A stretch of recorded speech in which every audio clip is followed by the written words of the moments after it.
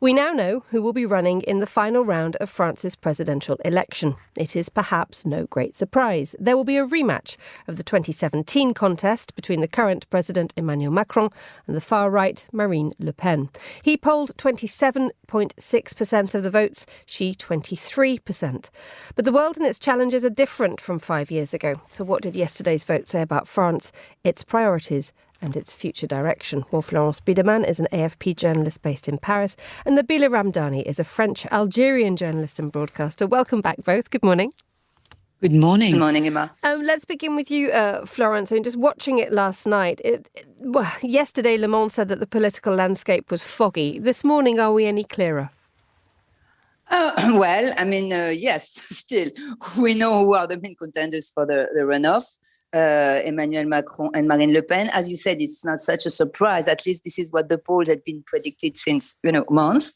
The surprise came from the score of the third contender, the extreme left candidate Jean-Luc Mélenchon, who went over the 20%, and that's kind of it puts him in a position somehow to decide of the results of the final vote. At least his voters will have a say in the final vote.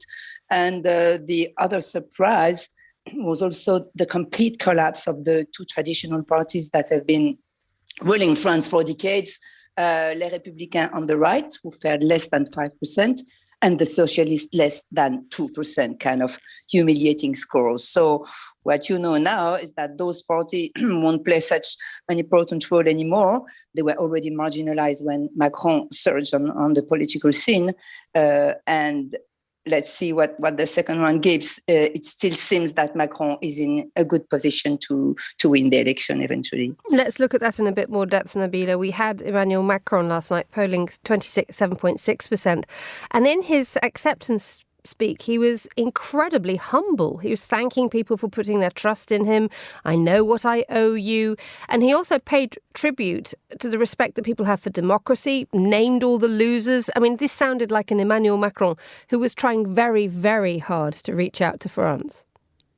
Yes, indeed. And he remained very humble, as you said, in spite of him winning the first round by an extraordinary high score, it has to be said. And also, let's not forget that Mr. Macron has never lost an election in his life. And he's very likely to become the first incumbent French head of state to win a second term in 20 years. But as you said, he was very pragmatic in his speech last night. He called already for a wall against the far right. So he's effectively calling for a Republican front to stand up and indeed ward off extremists and keep them out of power. Most candidates have already called to vote for Macron, except for the extreme right, Éric Zemmour.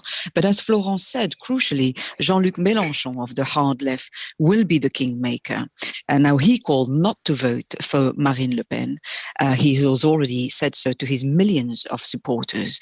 So effectively, a Republican front is building around Macron, who is evidently now ahead. And I think the simple reason why Macron is ahead is because he's the best candidate in the eyes of the majority of the French people. He's, I think the only way he was going to lose would have been because of a mass negative vote against him. But the truth is that he hasn't had a serious rival against him, mainly a couple of far-right polemicists, including Marine Le Pen, who thought they could beat him, but evidently can't. But as you said, the second round is now going to be crucial. In 2017, 5 years ago, Macron defeated Le Pen with a 66% win, and he's likely to defeat her this time around based on the fact that he did better in the first round than 5 years ago, but he still has plenty of enemies. And the fight is really going to be brought by Marine Le Pen, isn't it, Florence? I mean, Nabila a moment ago just said that Macron has never lost an election. Marine Le Pen hasn't won this, and this is her third attempt. Yeah, well, what will play also a role is that there will be a debate. There is traditionally a debate between the two contenders before the second round. And last time it was a disaster for Marine Le Pen. She did really very badly, and this was really on her shoulders for years. So this year again, if Macron is to face her, you know in advance that it will be very difficult for her to defend her economic program because, you know, she became that popular also thanks to her attention to poor people. She said she had lots of social measures. She included lots of measures in her program, including not taxing people, the salaries of people under 30 that are not maybe that realistic, and it won't be difficult for Macron to pinpoint all these weaknesses, you know. But okay, let's see what comes now. Let's have a look at Nabila about how Macron could actually find himself in trouble here. I mean, we've mentioned Jean-Luc Mélenchon polling incredibly high, 21%, not that far behind Madame Le Pen. So we have, the far left here with a very, very strong voice, mainly very young people as well. But Mélenchon calling out to people last night, don't vote for Marine Le Pen. That was a very clear endorsement, condemnation of Marine Le Pen, but it wasn't a clear endorsement of Emmanuel Macron. So is there a sense, perhaps, that actually Macron is not quite as secure as initially might appear? Well, of course, because presidential elections are like any other in that they often turn to be presidential rejections. And that's very much the sentiment at the moment against Macron. And what the current rise of the far right and indeed of the far left could be attributed to is a slight collapse, dare I say, of the Macron vote. And this could translate into the second round as well. Thousands of voters are very much disillusioned by Macron. They think that especially in the last few months or so, he spent far too much time on the phone with Vladimir Putin trying to sort out a conflict miles away from France while not paying much attention to grievances, to the grievances of ordinary French voters. Marine Le Pen has been on the ground. She's been addressing the cost of living. She's been talking about, cutting taxes for ordinary people. But again, anybody can say that when they're out of power.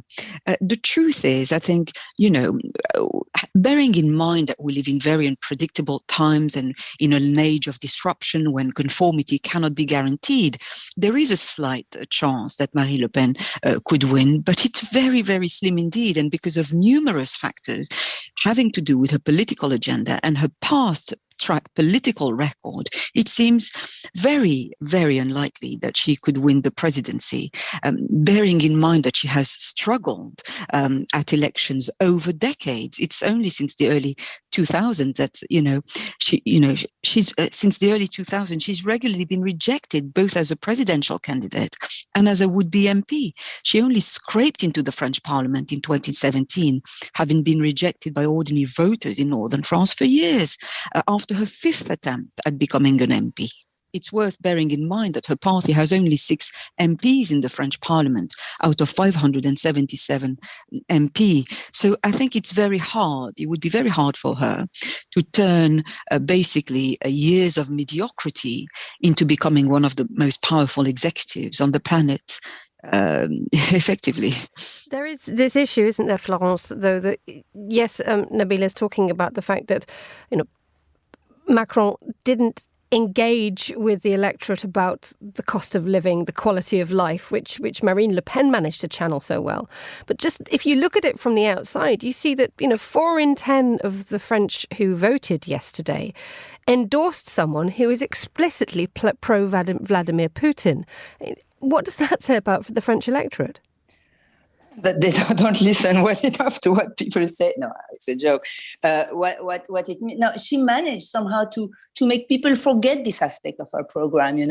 Everybody was focusing on the fact that the other extreme right candidate, Éric Zemmour, was a supporter of Vladimir Putin, and she managed to put that under the carpet, insisting on the cost of life, on her proximity with the French people. But this is something that will come up eventually in the 2 weeks before the second round. She won't be able to escape from the declaration she made, her admiration for Putin, the fact that her party could campaign thanks to a loan in a Russian bank. So all these aspects will will come back, so for sure. And Macron, of course, will exploit them and will remind the people of her attitude. Another factor also is that she's very she wants France to leave the integrated command of NATO. And in the times we live now, with the war in Ukraine and with the role NATO is playing, it certainly doesn't play very well.